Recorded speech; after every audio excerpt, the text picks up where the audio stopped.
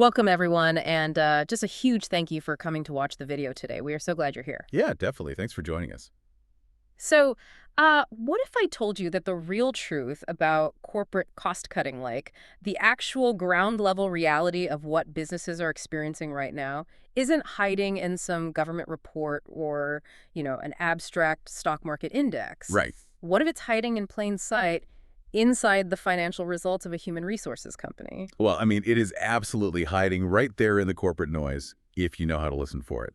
And that is exactly our mission for this video. Right. So today we're analyzing the Paychex Q2 Fiscal 2026 earnings call. We want to extract the vital signals from all that corporate jargon. Because there's a lot of it. Oh, there is. But what we're looking at is this massive human capital management company, and they're showing incredibly strong growth. They're managing a major acquisition of a company called Paycor, and they're deploying some serious functional artificial intelligence. Yeah, and they're doing all of this while navigating a business environment where their clients are, frankly, deeply, deeply cost-conscious. So it's basically a perfect storm of data. Let's start by looking at the prepared remarks the Paychex executives gave right before they opened the floor to the Wall Street analysts. The financial highlights for their second quarter are, honestly, they're incredibly punchy. I mean, their revenue hit $1.6 billion. Wow. Yeah, which is an 18% increase year over year. Adjusted operating income grew by 21%, and their adjusted diluted earnings per share, or EPS, increased 11% to $1.26. Okay. And on top of those massive numbers, they gave an update on integrating their recent acquisition, Paycor. And it sounds like Paychex absolutely crushed their original cost synergy target. They really did. And just for anyone who doesn't live in the world of corporate mergers, a cost synergy target is basically the amount of money a company expects to save by combining two businesses, like eliminating redundant software, combining office spaces, that sort of thing. Streamlining management, yeah. Exactly. They originally aimed to save $80 million through this integration, and they just confidently raised that target to $100 million. But here is where we hit a really fascinating contradiction. When they gave their forward-looking guidance, their predictions for the rest of the year, they actually raised their earnings guidance. Right. Bumping their expected EPS growth to 10 to 11%. But simultaneously, they guided toward the absolute low end of their revenue ranges. Wait. So profits are expected to go up, but revenue expectations are cooling down. How does that even work? Well, it tells you everything you need to know about the macro environment right now. Yeah. Their clients are incredibly cost-conscious. So for Paychex, this translates to three main things: softer revenue per client, smaller deal sizes, and lower product attachment rates. Okay, let's clarify that last one, product attachment rates. That basically means a business is buying the core payroll software, but they're like tassing on all the extra add-ons, right? It's exactly like buying a new car. You still need the car to get to work. I mean, businesses still need Paychex to run their payroll, but right now, buyers are actively skipping the heated seats and the sunroof to save cash. They're just buying the base model. That is the perfect analogy. Businesses are still spending, but they are scrutinizing every single dollar. Yet, even with that penny pinching, Paychex's professional employer organization segment, the PEO business, is actually exceeding expectations. Oh, interesting. Yeah, so in a PEO arrangement, Paychex essentially co-employs a client's workers, which allows small businesses to pool together and get much better rates on health insurance and benefits. That segment saw 6% revenue growth and double-digit demand.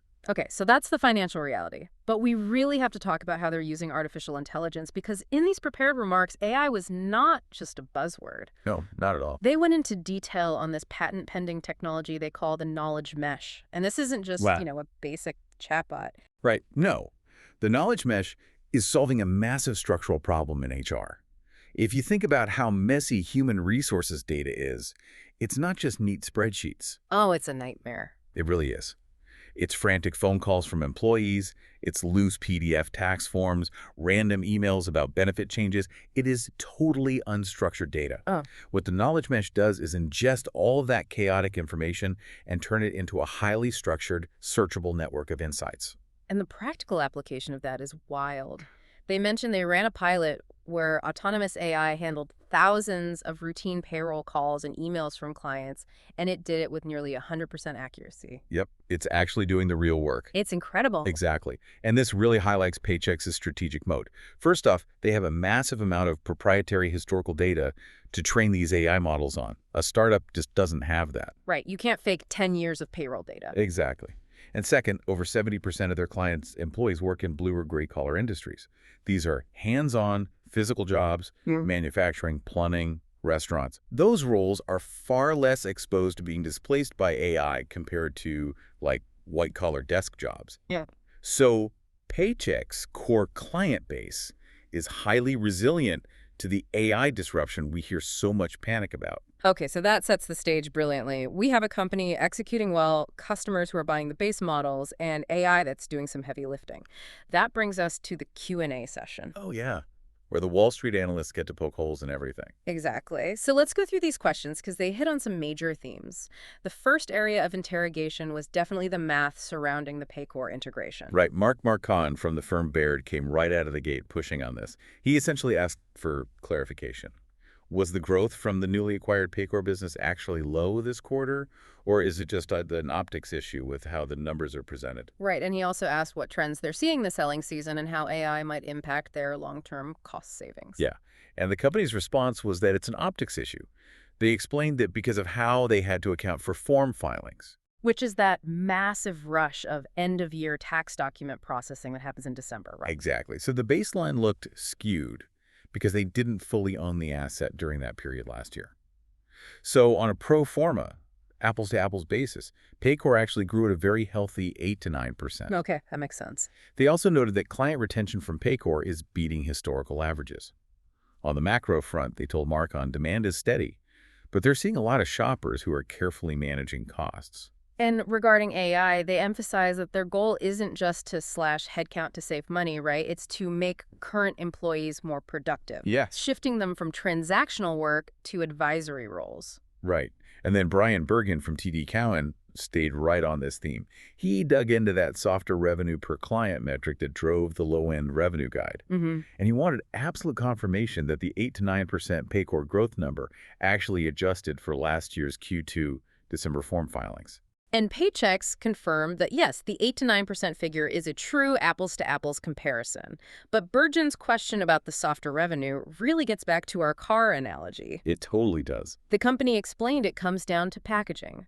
Clients look at the good, better, best software bundles, and right now, they are overwhelmingly picking the good bundle. Yep. They are leaving the premium options on the table, leading to smaller initial deal sizes. Average revenue per customer is still up year over year. It's just below Paychex's aggressive internal plans. Sticking with the financial mechanics for a moment, James Fawcett at Morgan Stanley asked a very specific question. Oh, this was a good one. He wanted to know if the incremental gains Paychex is making on their investment portfolio from the Paycor acquisition were included in their guidance. He also asked for an update on the go-to-market territory resets. Right, which is the disruption that inevitably happens when you combine two massive sales forces and have to redraw everyone's maps. Now, let me jump in here, because the company responded that the investment gains are fully baked into the guide, and they achieved this by taking Paycor's short-term funds and locking them into long-term interest rates before the recent rate cuts happened. Yeah. But isn't that incredibly risky? I mean, look at what happened to Silicon Valley Bank. They locked short-term deposits into long-term bonds, the market shifted, and they collapsed. That is a fantastic point to raise, but the mechanics here are slightly different. Okay. Silicon Valley Bank faced a massive, sudden liquidity crisis. Everyone wanted their cash at exactly the same time, forcing them to sell those long-term bonds at a huge loss. Right. Paychex is managing float funds for payroll, which has highly predictable, cyclical liquidity needs. They knew exactly how much cash they didn't need in the short term, and they locked in those higher yields safely before the Federal Reserve started cutting rates. It was actually a very savvy Treasury move. Yeah. And to Fawcett's second question, they confirmed the sales territory disruptions from last spring are entirely in the rearview mirror. Broker bookings are successfully back to pre-acquisition levels. Okay, that makes a lot of sense. Predictability is their shield there, so that covers the integration math. The second massive theme the analysts hammered on was the macro anxiety and how it affects pricing. Right. Brian Keene at Citi asked if Paycor is still considered a double-digit grower moving forward. And he specifically wanted to know if those smaller deal sizes we keep talking about were happening because Paychex was losing out to tough competition, or if it was purely a macroeconomic factor. The company was really definitive here. They expect Paycor to be a high single to low double-digit grower, though they noted that exact tracking is difficult now because they're cross-selling heavily and moving clients between platforms. Right, which shifts revenue into different internal buckets. Exactly. But regarding the smaller deal sizes, they explicitly stated it is 100% macro-driven. They are seeing this exact same cautious behavior across all client size segments, from tiny startups to large enterprises. So they aren't losing deals. No, they're not losing these deals to competitors. The pie itself is just getting sliced a bit thinner up front. Which perfectly set up Tianxin Huang at JP Morgan. He asked a really strategic question. If deal sizes are getting smaller, should Paychex change its pricing or packaging strategy? Right. And he also asked if the current high rate of healthcare inflation is actually a selling point for their PEO segment. On the pricing front, Paychex feels their current structure, which relies heavily on a fixed fee component, is actually a massive advantage. They refuse to play the game of being the cheap benefits option. Right. However, they fully acknowledge that sky-high healthcare inflation is absolutely a selling point. Small businesses simply cannot afford to absorb 15% healthcare cost increases on their own. So it drives them straight into Paychex's PEO pools to get better rates. Let me push back on their pricing strategy, though. Is it actually smart for Paychex to maintain a premium, rigid pricing strategy when the market is clearly hunting for bargains? I mean, if everyone is being cost-conscious, shouldn't they introduce a cheaper tier to capture market share before a competitor does? It's a risk, certainly. But this is a philosophical bet by Paychex. They believe that true advisory value outlasts a temporary cheap price. Okay. If you just sell a cheap payroll app, you are easily replaced by the next cheap app. But if you provide a deeply integrated service with expert human advice that helps a business navigate complex compliance and survive a tough economy, you create an incredibly sticky relationship. I see. They're willing to take smaller initial deals on the software side rather than devalue their core offering. The long game. I respect that. So then Samad Samana at Jefferies also probed this area. He wanted to know if that low-end revenue guide we talked about earlier was simply the company reacting to investor feedback. Like lowering the bar to step over it later? Exactly. Or if it was driven by real underlying variables. He also asked what they're seeing regarding pricing on existing client renewals. The executives clarified that the guide is absolutely based on real variables. They're seeing tangible headwinds in their insurance agency business and that softer upfront revenue we discussed. Yeah, right. However, they noted that the PEO business comparisons will actually get easier in the second half of the year. Interestingly, they told Samana that renewals are holding incredibly strong. They're achieving their planned price realization, and those price increases are actually higher than they were pre-pandemic. Because they've added so much product value to the platform. Exactly. Well, Kartik Mehta from Northcoast Research caught exactly what you just said. He pointed out what seems like a glaring paradox. If customers are so incredibly cost-conscious right now, how is Paychex successfully forcing price increases through on their renewals? It's a great question. It is. And he also squeezed in a question about the recent high volume of stock buybacks the company executed. It was a great catch by Mehta.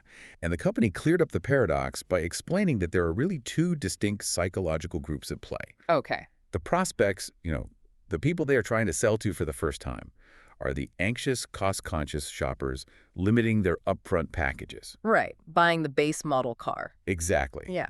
But the existing clients are totally different. They already use the software, they already rely on the daily value it provides, and therefore they're much more willing to accept a standard price increase because the switching costs of moving their entire HR system are just too high. Oh, that makes total sense. Yeah. As for the stock buybacks, management said it was purely opportunistic. They felt their stock was undervalued when it dipped into the $150 range, so they aggressively bought it up. Which shows a lot of internal confidence. All right, that brings us to the third and final major theme from the Q&A, AI in action and future growth. Andrew Nicholas at William Blair inquired about those cross-selling efforts. Specifically, how receptive are the newly acquired Paycor clients to buying Paychex's PEO services? And he asked the elephant in the room question, is AI actually reducing their internal headcount yet? The company stated that the PEO cross-sell into the Paycor base is going fantastically well.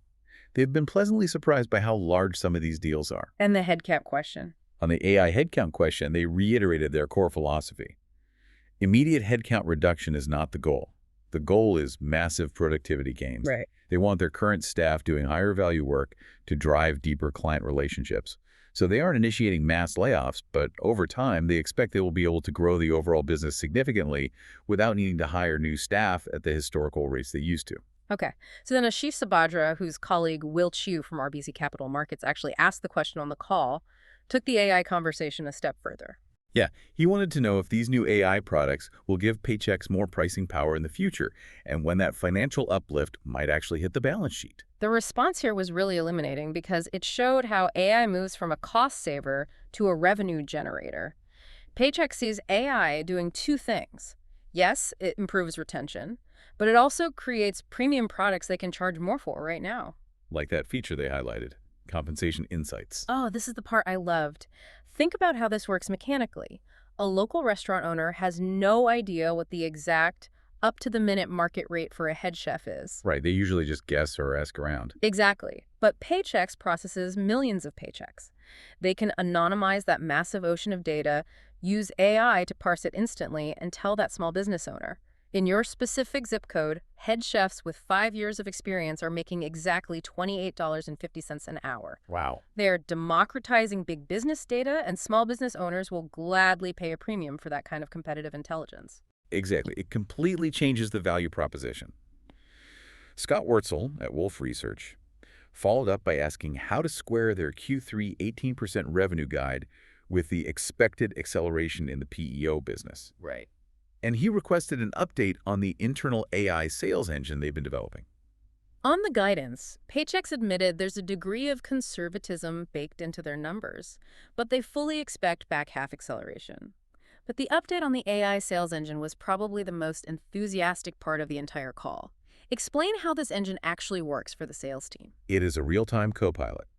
When a sales rep is on the phone with a prospect, the AI is listening to the conversation, instantly pulling exact rebuttals, scripts, and answers from the knowledge mesh and putting them on the rep's screen to handle objections perfectly. That's incredible. It is. They rolled this out to a small pilot group initially, but it worked so well and word spread so fast that the rest of the sales force essentially went rogue and demanded immediate access to it. Oh, that's hilarious. Right. It is now fully deployed across the board and is incredibly popular. When your employees are practically breaking down the door to use a new internal tool, you know you've built something right. Absolutely. Finally, Jason Kupferberg at Wells Fargo closed out the queue. He asked if organic growth in their management solutions segment will improve in the second half of the year, and he asked where exactly their visibility for that PEO acceleration comes from. Paychex expects modest acceleration in management solutions, moving closer to a 5% organic growth rate over time. As for their visibility into the PEO acceleration, it comes from a very concrete mathematical place. Easier year-over-year comparisons. Right. Specifically, they'll be anniversarying some major enrollment headwinds they faced last year in October and January. Because last year's numbers were depressed, the year-over-year growth math simply works in their favor moving forward. Wow. Okay, that is 11 analysts, 11 sets of highly technical questions, and a whole lot of strategic maneuvering. Let's zoom out and bring this all together for you. When we look at all of these sources, the presentation, the analyst grilling, there are 3 massive themes that jump out. Number 1 is operational discipline. Paychex is acting like an execution machine right now. They absorbed a massive company in Paycor, navigated the cultural and technical disruption, and are easily beating their cost synergy targets to the tune of $100 million. Which is no small feat. Not at all. Number 2 is the macro reality. The economy isn't dead, businesses are absolutely still spending money, but they're doing it with extreme caution. They're shopping around, they're buying the base models, and they're demanding specific, undeniable value for every single dollar before they sign a contract. Yep. And number 3 is the pragmatic AI revolution. Paychex isn't talking about AI as some theoretical sci-fi concept that might happen in 5 years. They have autonomous AI actively handling thousands of payroll calls right now, and they're using billions of data points to give a local plumber or restaurant owner Fortune 500 level insights. And, if you connect these themes to your own life, whether you're managing a team, running your own business, or just trying to understand where the economy is actually heading, The takeaway is incredibly clear. Yep. Survival in the current environment requires strict, disciplined cost management. You have to ensure every dollar provides value. But long-term growth, that requires leaning into data and automation. That's exact. You don't use AI just to fire people. You use AI to handle the chaotic busy work, so you can turn your operational staff into high-level strategic advisors. Yeah. That is the playbook we're seeing unfold in real time. So what does this all mean for the future of work? I want to leave you with a final, provocative thought to mull over. If tools like the knowledge mesh and autonomous AI eventually get so good that they handle 100% of the administrative tasks, the form filings, the tax calculations, the compliance updates, does the very definition of human resources permanently shift? That's a great question. Right. Does HR stop being a department about managing paperwork and become purely about managing human potential and business strategy? I think we're going to find out soon. We definitely are. Thank you so much to everyone for coming to watch this video. If you enjoyed this breakdown and found it valuable, please click like, share the video with someone who would find it interesting, subscribe to the channel, and stay tuned for our upcoming content. We will see you next time.